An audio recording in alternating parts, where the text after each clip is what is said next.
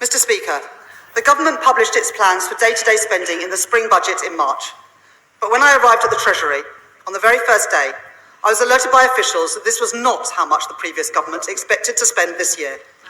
It wasn't even close. In fact, the total pressures on these budgets across a range of areas was an additional £35 billion. Once you account for the slippage in budgets you usually see over a year, and the reserve of £9 billion designed to respond to genuinely unexpected events, it means, Mr. Speaker, that we have inherited a projected overspend of £22 billion. A £22 billion hole in the public finances now. Not in the future, but now.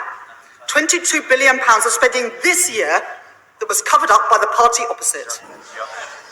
If left unaddressed, it would mean a 25% increase in the budget deficit this year. So I will today set out the necessary and urgent work that I have already done to reduce that pressure on the public finances by £5.5 billion this year and over £8 billion next year. Let me be clear. I'm not talking about costs for future years that they signed up to but did not include, like the compensation for infected blood, which has cross-party support. I'm not talking about the state of public services in the future, like the crisis in our prisons, which they have left for us to fix. I'm talking about the money that they were already spending this year and had no ability to pay for, which they hid from the country